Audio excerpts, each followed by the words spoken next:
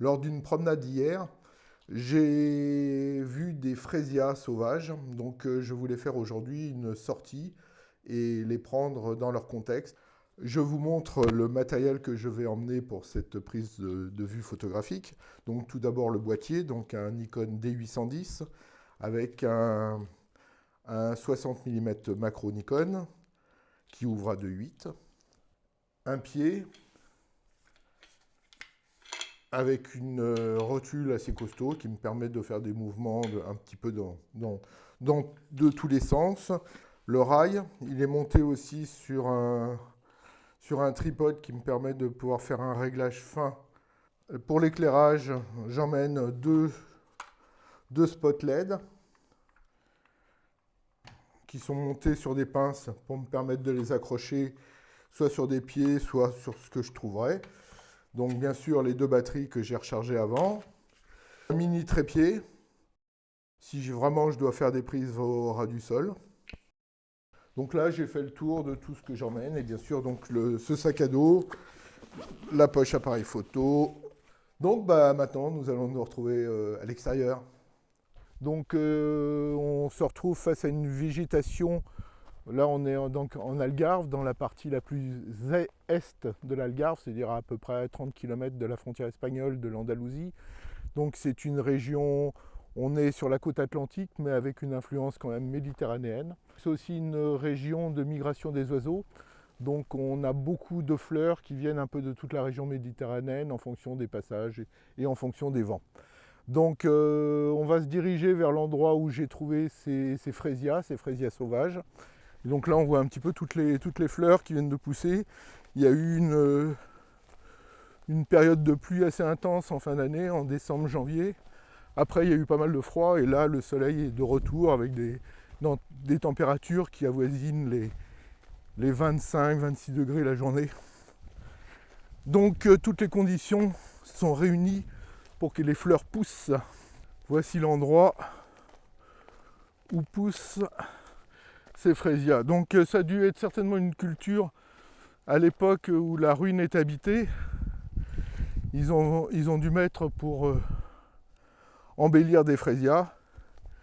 Tout est tombé en ruine et les frésias se sont développées de manière sauvage. Vous voyez toutes ces petites fleurs blanches là, ce sont tous des frésias.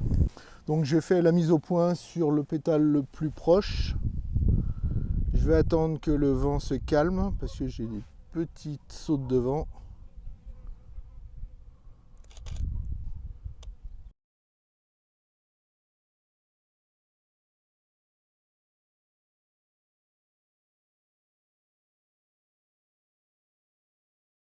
Je déplace le curseur sur la partie la plus éloignée pour voir où j'en suis.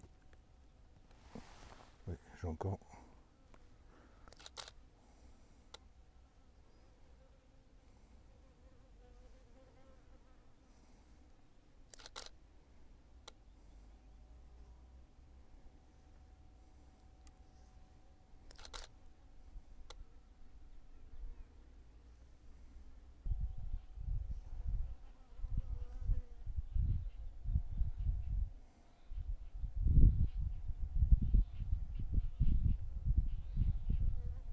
Oula.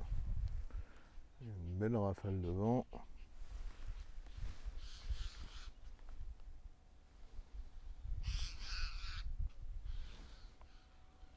Ah, il y a des combats de pies pour des nids.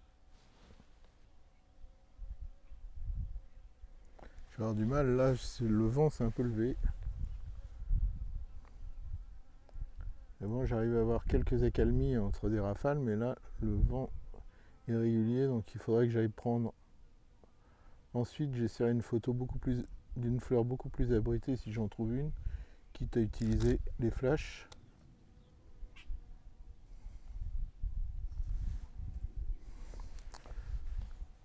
Parce que là, j'ai peur que ces photos, les dernières, ne soient plus exploitables.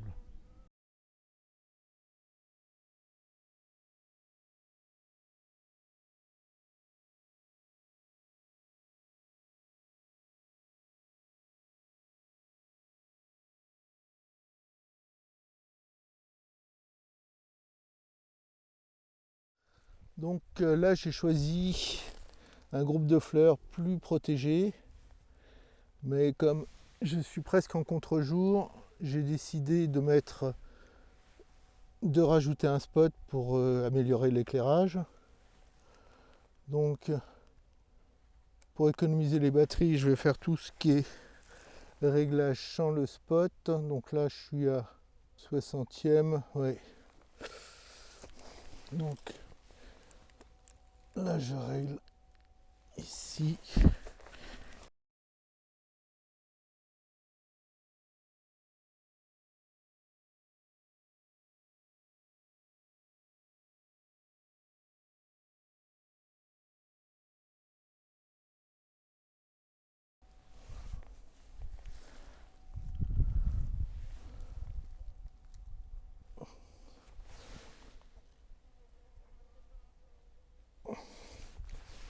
C'est pas à ce point-là.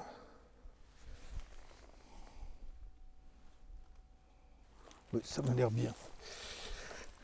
Donc voilà. Et voilà. Donc là tout est en route. Je vais mettre donc l'éclairage.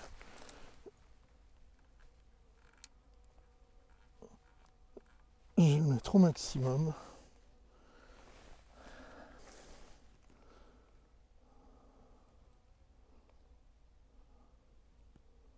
Donc là je peux passer au 250e. Donc j'aurai moins de problèmes de mouvement. Donc c'est parti. Première photo.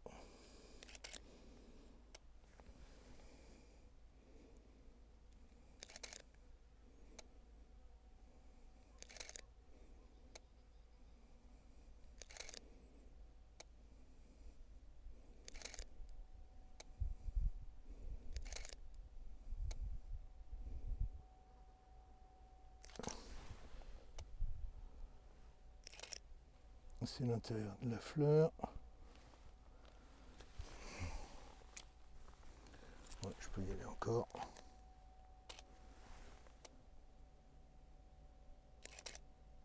Et donc d'avoir mis un éclairage comme ça me permet de créer quand même une ombre et de jouer un petit peu sur la transparence des pétales.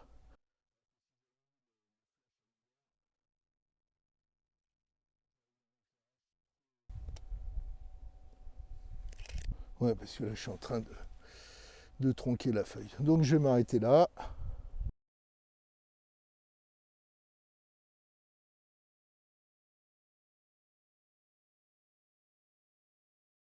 Pour finir cette séance photo extérieure, je vais faire quelques photos proxy de ces fleurs. Parce que le soleil se trouve là, ici. Là, je vais pas m'ennuyer, je vais me mettre en automatique.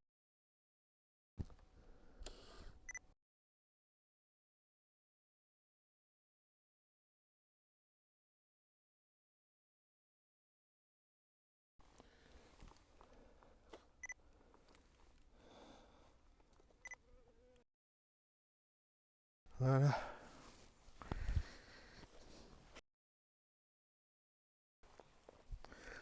Bah, je vous remercie de m'avoir accompagné sur cette sortie hors studio pour cette superbe journée de printemps. Donc comme je le pensais, on s'aperçoit que sur la première photo de Focus Stacking, j'ai quand même des flous. Bon, j'ai eu pas mal de travail parce que j'ai eu pas mal d'aberrations, de superposition et de halo sur les pétales. J'ai la partie finale qui est restée floue. J'ai aussi des aberrations là, à ce niveau-là et ici. Bon, la photo est pas mal, mais bon, sans être exceptionnelle. Mais bon, ça m'a demandé beaucoup de travail. Donc je vais vous montrer donc la deuxième. Donc la deuxième déjà en qualité nettement mieux. Bon, j'ai un petit problème au niveau du cadrage. Ça aurait été peut-être un peu mieux de la mettre un peu plus haute.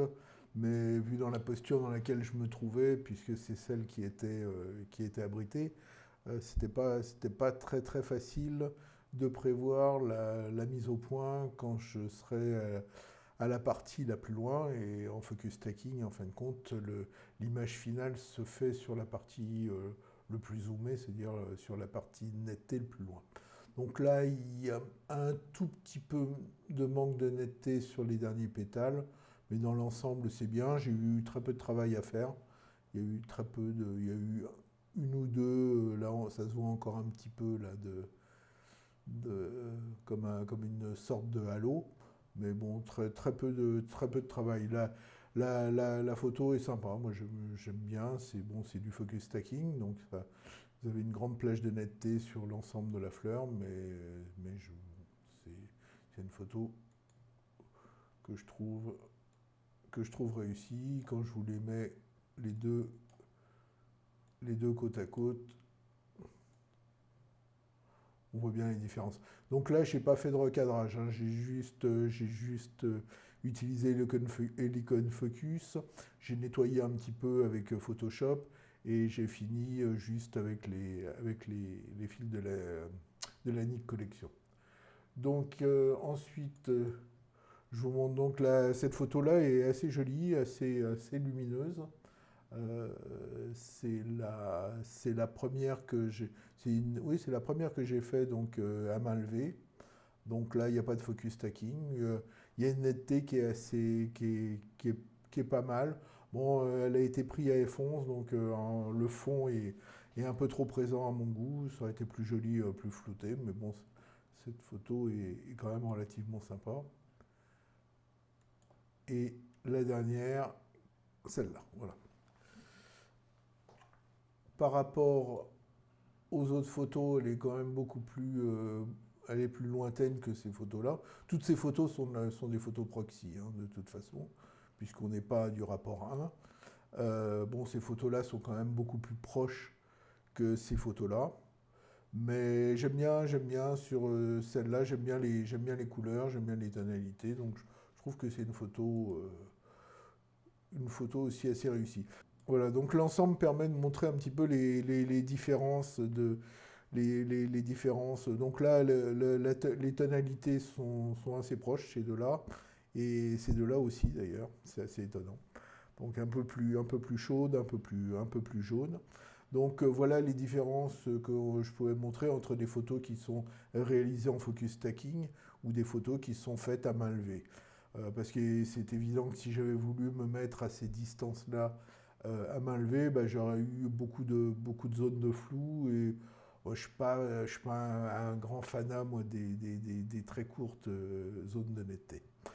Donc voilà, j'espère que ça vous a intéressé. Ça m'a fait sortir avec mon appareil photo parce que je fais des photos et des vidéos d'extérieur que je ne poste pas sur cette chaîne puisque c'est avant tout une chaîne de photos de studio. Mais là, j'ai fait une sortie parce qu'il faisait vraiment trop beau et ces fleurs sont vraiment très très belles et c'est quand même autre chose effectivement de les prendre dans leur environnement que de les prendre en studio.